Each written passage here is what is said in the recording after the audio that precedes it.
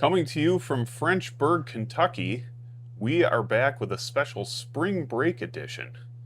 I'm Runner, I'm Son. and this is Runner and Son.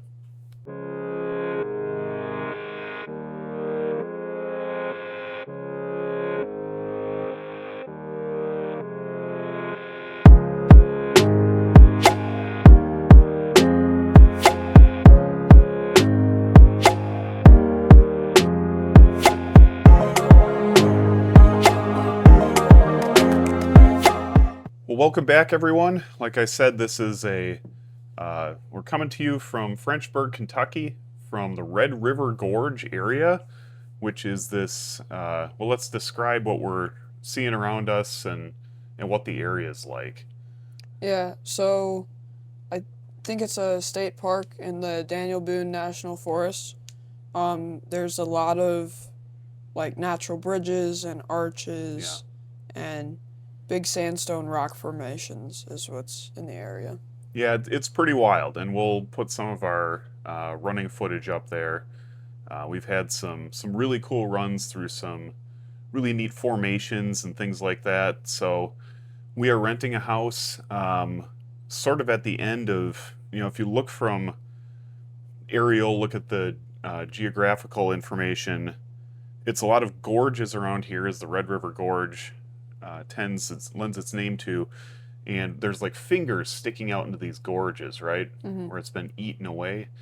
And right now, the rental house we're in we're sort of in the middle of one of those fingers sticking way out into the gorge.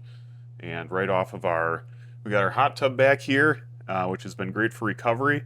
And then right out this way, there's a big gorge, big drop off, big cliff wall that's right there. And so the first night we were here, you went and adventured down there, and what'd you find down there? So the first time I went down, I just went down straight down the hill, and after about 100 feet, it's like, whoa, and there's a cliff right there. Big drop off, Yeah. right?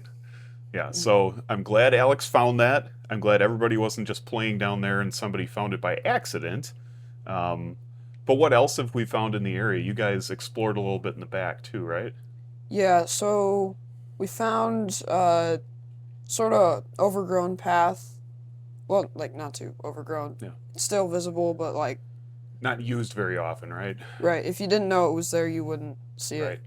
So it goes down past the river, and then it slopes down where the cliff is, so you don't have to like climb down the cliff. And then you come, and then there's a waterfall there. There's a really cool, I don't know if we got any pictures of it, but really cool rock formations, several little waterfalls, and what did you guys find in the streams in there? Lots of salamanders and newts and stuff. Yeah, so there's a lot of little wildlife around here. The weather has been all over the place. We arrived on Sunday. Sunday night we had a torrential rainstorm, right? It was thunder and lightning. I was a little bit worried the trails were going to be nasty after that, but for the most part they weren't. We'll get into that in a little bit.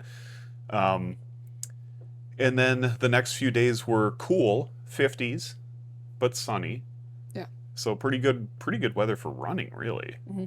Sort of ideal. Low 50s and sunny, that's perfect. And then yesterday, a bit warmer, right? Yeah. Yeah, so it got into the mid 70s, full sun, humid, and we'll talk a little bit about the runs that we had. So first of all, the first day that we had, it was nice and cool. We went and saw the big arch. I forget the name of it. Oh, that was the natural bridge. Natural Bridge. Yeah. Yeah. So I ran that. You guys actually went on top of the Natural Bridge, which is cool. And I ran around there. I got about 6.5 miles or so, and then met you guys coming through the rock garden, which is also a neat area. Big boulders, boulder field falling down from these cliffs. And so we had a great hike that day. I had a little bit of a run. We've been running a little bit in the mornings. And then the next day, Alex and I had, which to me was my favorite little adventure of our trip. Yeah, mine too. Was we went to a place called Indian Staircase and Cloudsplitter. Yeah. So, talk a little bit about that. Describe what we did there. So the Indian staircase is like probably a 45-degree slope up this bluff, and it has like ancient Native American footholds carved into there. Um, and Some of which are deeper than others. yeah, Some are even hard to see, right? yeah.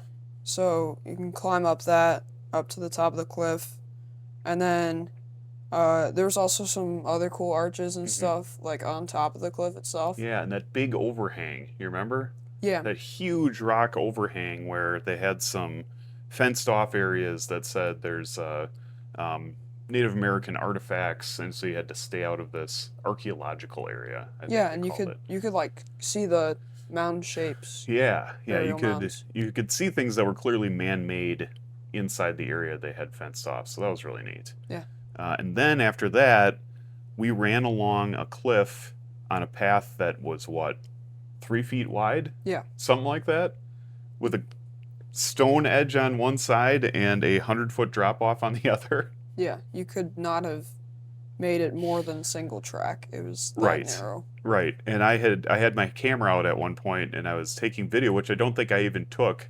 And Alex said something like, "I think it's time to put the camera away and just focus on running." Because you'd kick a root or something, and normally, whatever, big deal, you stumble.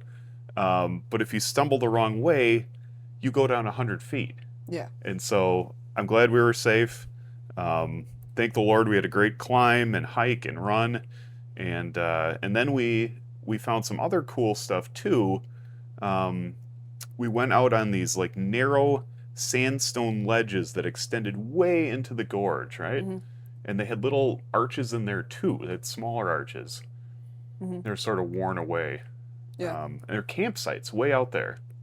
It looked really cool. Like if you could have a campsite and a fire way up on one of these ledges, but then of course the question is like you get out of your tent in the middle of the night, have to use the bathroom or something, and there's a 100-foot drop off right next to your tent. So you gotta keep that in mind. yeah. It's good so long as you don't wander or Yeah. you're a restless sleeper or something like Right. that. And then we went to the last thing we did on that run was the Cloudsplitter. Mhm.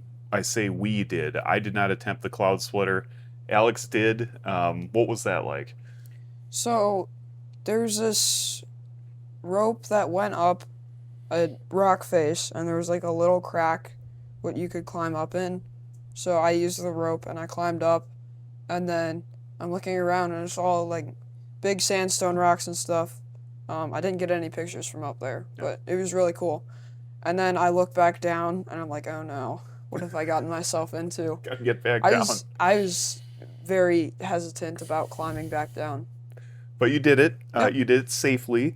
The rope held to what you said was a small tree holding it up at the top, right? Yes, it was a little bit questionable.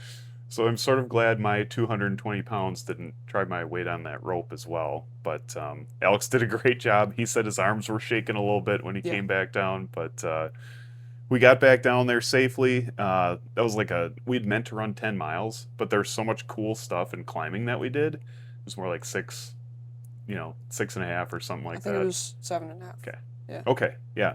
But that was one of the coolest runs I've ever done, really. Yeah. And that's saying a lot. It was just such a neat area that you don't know exists, until you discover it. hmm So then we had sort of a day off where we did some family hikes together. Went to Gray's Arch and did another hike, I believe. And then yesterday, Alex says to me, well, I want to do a long run, maybe like 10 miles. So I show him a plan for a 13.5 mile route, which you weren't necessarily thrilled about, but it had some territory that you could capture for your interval app too. It also turned out being closer to 14 miles. Closer to 14. And so that route was a little bit rougher than our Indian Staircase and Cloudsplitter route. Yeah, it was about one half you're climbing, there's lots of deadfall all over the place, and you're like walking up a river with random stones here and there. Mhm. And then we get to the top, and it's pretty nice. There's still a lot of random deadfall and debris on the Yeah, trail. it was a trail that clearly was not used very often or maintained very often, Yeah. which in one way is sort of nice because it's like a wilderness trail, but that constant climbing over these, 3 foot wide diameter trees, that really gets you as Yeah. well. You're constantly just maneuvering through this underbrush. And then the other half, we were like on this ridge above a river, and the path was pretty narrow and it was like slanting Yep. toward the river a little bit. And the sun came out and it really got Right. hot then. Right.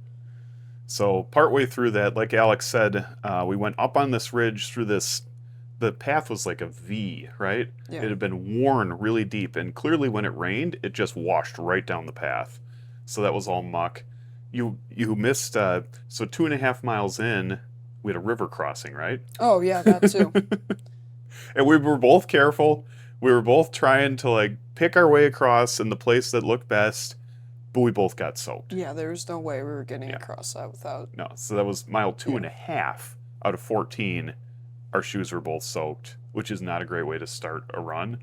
Especially when you have 11 and a half miles still left. Correct. And a lot of climbing and a Yeah. lot of descent. So we did that, went up on the ridge, came down once again through sort of a mucky path, came around to a different trailhead, at which point we were starting to question how much water we had left because it had become mid 70s and sunny at that point. And yeah, I And didn't have much water left. You didn't have a ton of water left. You had a little I had bit a of little water bit. left. Yeah. But we still had 5 or 6 miles to go, and we ran into a very kind family. Hopefully, they see this. I doubt it, but so we thank them very much. They gave us an ice cold water bottle, like a disposable plastic water bottle, and that was awesome. Yeah. It would have been a little sketch otherwise. So we made our way back, like you said, through these sort of tight, winding trails.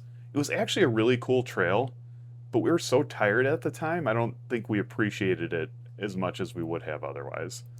Yeah. And then, well, at the beginning, because it was sort of a little out and back, then we did a loop, and then we came back on the trail that we went out on. And the trail we went out on just kept sloping down Yeah. over several miles. And on the way back up, I was so tired I could not run it. I had to walk. It was a constant grade. It looked like a rail trail, or I speculated like a wagon trail at some point. It's part of this, what's it called? The Sheltowee? Sheltowee Trace. Yeah, Sheltowee Trace, which is a 350-mile trail. I think it's through Kentucky, Tennessee. Maybe it goes into Georgia. I forgot. I think it ends halfway through Tennessee. Okay, but it's either like- way, it's It's like just in the Daniel Boone National Forest. it's one of these national trails that you can backpack along. Really cool, but on the way back, like Alex was saying, up this gentle grade, it's one of those stupid grades that's like, do I run it or do I hike it? And of course, I tried to run it because I was really pushing myself at the end, and Alex was beat, and by the end, we were both just whooped. Yeah. So that was a tough run, but we got it done. We got some miles in. I think that, if I had done it again, I would have just stayed by Alex and not run up that last bit. That was a little bit selfish, but I think that, learned some lessons there for sure. Some cool trail, but tough. So, and now we're here where it's, you can see I got a hoodie. Yep. I got jeans on. Overnight, the temperature dropped from 75 down to, it's going to get down to like 30 tonight. There's freeze warnings out. Yeah. So we've had sort of a wild ride temperature-wise. We're taking it easier on the cabin today. I think we might do a little hike later, get some pizza. Yeah. But, and then tomorrow morning we leave. So that was spring break. That wrapped up really quick. It always does. Back to our responsibilities again. I got about 40 miles in this week. I was hoping to get about 50. I don't think that's going to happen, but I just need to start that trajectory towards 50 and then towards 60 plus. So I really need to hit the accelerator on that next week. Mhm. So how are you feeling right now, Alex? Um, well, after the run yesterday, I was a little iffy, but I still got many months of training, and um, And you're good for 2 weeks from now, and we got 25K, right? Because you yeah, did that yesterday yeah, in difficult conditions. So I think you'll be just fine for that one. yeah. I'll have plenty of time to get used to running in hot weather, Yeah, and for sure. yeah, It'll take a little while by us to be consistently 70, 80 degrees, which is just hard on the body. And the humidity too. It was humid yesterday as well. I was sweating like crazy, but I was not really cooling down. well, at my marathon, it's either like 90 and humid or like 60s, but it's pouring rain Yeah, most of the time. yeah. So once again, that's a grab bag of interesting weather too. I'm hoping for some great weather this year. 65, sunny, something like that. But it's August. It could be anything. And Yeah. the other thing I thought about too is my race in mid-June. It's going to be hot. It's going to be 75, 80 degrees. So that was good practice yesterday. But how that's going to feel in that 100 miler. Yeah. So, any further thoughts from you about our trip up here to, or down here rather, to Kentucky? No? All right. Well, thanks for joining us. Please like and subscribe and leave your comments below.